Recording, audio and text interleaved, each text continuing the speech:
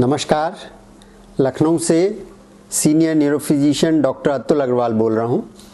आज हम चर्चा करेंगे मिर्गी रोग के बारे में।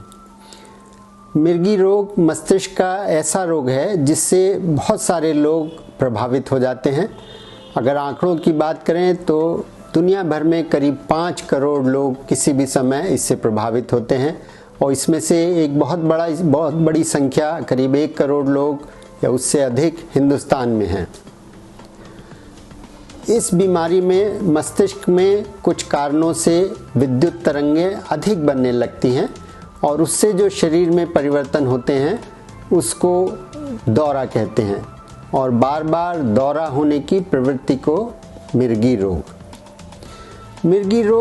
में रोगी बेहोश हो जाता है, उसको उस समय का कुछ ज्ञान नहीं भी रहे और शरीर में ऐंठन कंपन। तो देखने में बहुत करुण स्थिति, बहुत ही दयावान, बहुत ही कठिन परिस्थिति दिखाई देती है और संबंधियों को लगता है कि जैसे बस मौत आने वाली है।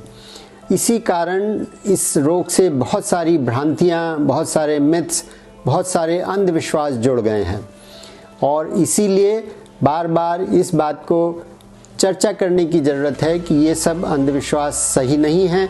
मिर्गी रोग एक सामान्य मस्तिष्क का रोग है। सिर दर्द के बाद संभवतः सबसे अधिक प्रभावित करने वाला रोग है और इसकी समुचित चिकित्सा उपलब्ध है। इसी कारण बार बार इस पर चर्चा की जाती है जिससे जनसाधारण में हम जनता को ये सब बता सकें कि मिर्गी रोग वास्तव में एक ट्रीटेबल कंडीशन है, इलाज किए जाने वाला रोग है। ये छुआछूत का रोग नहीं है कि किसी एक से दूसरे को हो जाए। ज़्यादातर लोगों में आनुवांशिक रोग नहीं है और कुछ दवाएं खानी होती हैं। बस थोड़ा सा कष्ट है कि दवाएं लंबे समय चलती हैं, कुछ वर्षों तक। बहुत कम प्रतिबंध हैं, थोड़ा सा प्रतिबंध, रात में नियम से सोना, दवा को नियम से खाना, नशीले पदार्थों का, मद्य या ऐसे चीज़ों का सेवन ना करना। जैसे सब लोग जानते हैं कि दिल में एक हर समय धड़कन रहती है, इसी तरह मस्तिष्क में भी कुछ माइक्रोवोल्ट में विद्युत तरंगें रहती हैं और जिससे दिमाग सोते समय भी कार्यशील रहता है। अगर आप ये सोचें कि बाएं मस्तिष्क में विद्युत तरंगें बढ़ें, बिना वजह बढ़ें, जैसे मैंने सोचा कि मैं दाहिने हाथ से स्विच बंद करूं या पंखा चलाऊं तो मेरे बाएं मस्तिष्क में कुछ विद्युत तरंगें बनेंगी और जो संदेश के रूप में नसों के द्वारा हाथ की मांसपेशियों में आएगा और मैं हाथ उठाकर स्विच ऑन कर दूंगा, चीज़ ऑन कर दूंगा, उठा लूँगा। लेकिन अगर आप ये सोचिए कि किसी वजह से ये विद्युत तरंगें बिना चाहे, बिना ज़रूरत के अगर बने तो मेरे दाहिने हाथ में कुछ ऐंठन कंपन होते होते होते ऐसे हो सकता है जो ये एक तरह का दौरा हुआ और ये फिर फैल के पूरे दाहिने शरीर को और फिर बाद में पूरे शरीर को प्रभावित कर सकता है। तो जो ये शुरुआत हुई इसको कहा हमने आंशिक दौरा, फोकल एपिलेप्सी। और कुछ रोगियों में पूरे मस्तिष्क में अगर विद्युत तरंगें बने तो उससे जो पूरे ऐंठन कंपन और बेहोशी होती है ये पूर्ण मिर्गी, जनरलाइज एपिलेप्सी। तो ये 2 मुख्य प्रकार हैं। बहुत से कारणों से मिर्गी का दौरा हो सकता है।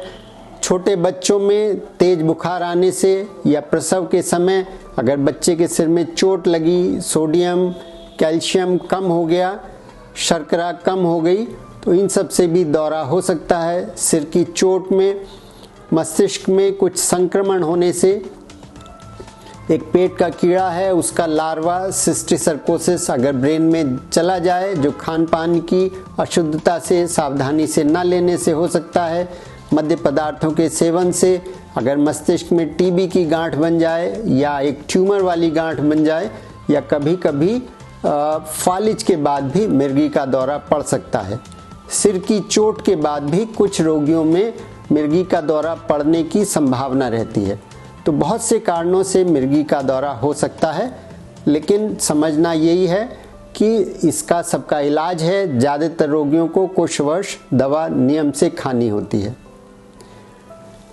जब एक डॉक्टर के पास मिर्गी का रोगी लाया जाता है तो उससे पूछा जाता है विवरण। डॉक्टर को देखने को कम मिलता है दौरा, लेकिन विवरण से ही ये तय किया जाता है कि हाँ दौरा है, किस प्रकार का दौरा है।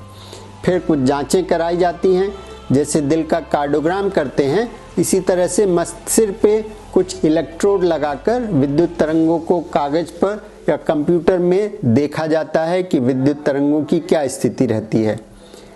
जो रचनात्मक गड़बड़ी है उसके लिए कभी कभी या अक्सर सीटी स्कैन या फिर और बेहतर जांच एमआरआई कराई जाती है और ये तय किया जाता है कि किस कारण से दौरा हुआ। लेकिन ये भी समझना है कि दोनों जांचें नॉर्मल हो सकती हैं दौरा होते हुए होने पर भी, क्योंकि सीटी स्कैन या एमआरआई में एबनॉर्मलिटी तभी आएगी जबकि उसमें रचनात्मक गड़बड़ी हो। और ईईजी बार बार कराते रहने से बीमारी पकड़ी जा सकती है, लेकिन एक बार में बहुत से रोगियों में ईईजी में एबनॉर्मलिटी ना भी आए।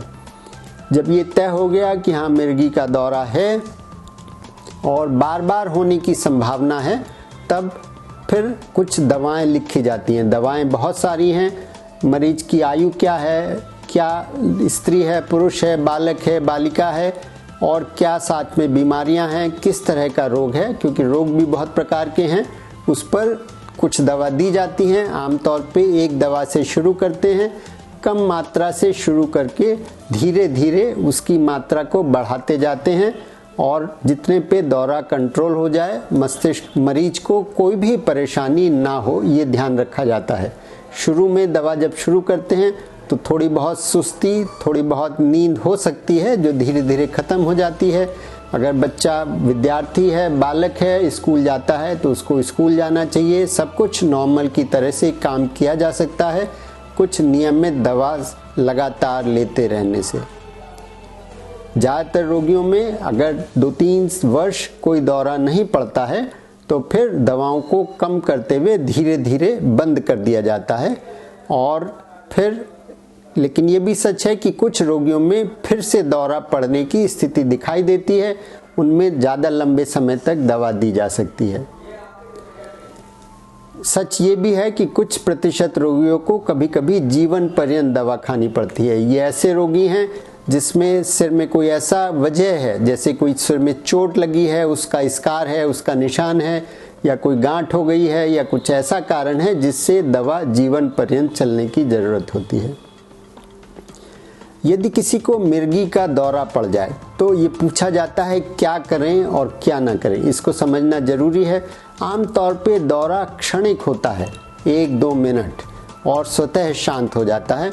तो ज़्यादातर रोगियों में कुछ करने की आवश्यकता नहीं होती, बस आप उसको ध्यान से देखिए, क्योंकि आपके डॉक्टर आई विटनेस से, जिसने देखा है, उससे पूछेंगे कि क्या स्थिति हुई, आँखों की क्या अवस्था थी, क्या ऊपर को घूम गई, क्या दाएं बाएं घूमी, किसी एक तरफ से शुरुआत हुई कि पूरे शरीर में एक साथ हुआ, और क्या क्या परिवर्तन हुए, कितना होश था। अगर रोगी ने टाई पहन रखी है, टाइट कॉलर है, तो उसको ढीला कर दीजिए। अगर कोई धारदार वस्तु है, गरम कुकर है, चूल्हा है, तो उससे दूर कर दीजिए। रोगी को सड़क पे दौरा पड़ गया है तो बीच में खुरदुरी सतह से हटा के आप किनारे मिट्टी पे कर सकते हैं।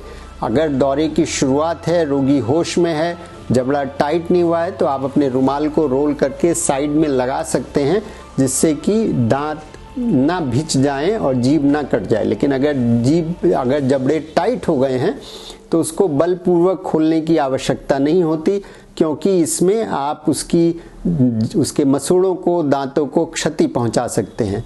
इसी तरह जो कंपन हो रहे हाथ पैरों को बलपूर्वक रोकने की ज़रूरत नहीं होती। सिर्फ अगर रोगी को किया जा सके या दौरे के तुरंत बाद करवट से कर देना चाहिए। करवट से करने से जो उसके मुंह में लार बनी है, जो भी सिक्रीशन है, झाग हैं, वो स्वतः बाहर निकल जाते हैं। उस समय कोई पानी, कोई दवा देने की ज़रूरत नहीं होती, क्योंकि रोगी होश में नहीं है और ये उसके फेफड़ों में, उसके सांस की नली में जाकर परेशानी कर सकता है। अगर रोगी छोटा बच्चा है, वृद्ध है, गर्भवती महिला है, चोट लग गई है, बहुत खून बह रहा है, या आप असहज महसूस कर रहे हैं, अनकंफर्टेबल हैं और बहुत घबराए हुए हैं, तो रोगी को फौरन अस्पताल ले जाया जा सकता है। आमतौर पे 2-3 मिनट के दौरे में मरीज को ले जाने या डॉक्टर को बुलाने की आवश्यकता नहीं होती। अगर दौरा एक के बाद एक पड़ता चला जाए, बीच में होश ना आए या लंबे समय दौरा होता रहे तो फौरन मेडिकल एड की आवश्यकता होती है और जिसकी व्यवस्था करनी चाहिए। छोटे बच्चों के लिए एक स्प्रे, मिडाज़ोलाम स्प्रे उपलब्ध है, जिसको नाक में स्प्रे करने से दौरे को रोकने में सहायता मिलती है। अन्यथा दौरे को रोकने के लिए हॉस्पिटल में या जहाँ पे भी डॉक्टर इंट्रावीनस शिरा में, नस में इंजेक्शन लगाएंगे, तभी दौरा समाप्त करने में मदद मिल सकती है। तो दौरे को ध्यान से देखिए, अगर हो सके मोबाइल निकाल के उसका एक वीडियो बना लीजिए जिससे कि डॉक्टर को देखने से पता लग सके। जो आंशिक फोकल दौरा होता है उसमें बेहोशी नहीं भी हो, लेकिन ये भी सोचना है कि हर मिर्गी में बेहोशी नहीं भी होती और हर बेहोशी मिर्गी का दौरा नहीं है। अगर आप बहुत तनाव में हैं, लड़की की विदाई हो रही है तो माँ अक्सर बेहोश होकर गिर जाती है, तो उसको एक भावनात्मक दौरा, सूडो सीजर या नॉन एपिलेप्टिक सीजर का अटैक कहा जा सकता है। तो ऐसे बहुत से कारणों से, छोटे बच्चों में सांस रोक लेने से और बहुत से अन्य कारणों से कभी कभी क्षणिक मूर्छा हो सकती है। तो हमें ये देखना होगा कि जो मूर्छा हुई, जो एपिसोड हुआ, वो दौरा है कि दौरा नहीं है, और इन सब के बाद फिर दवा करना। धन्यवाद।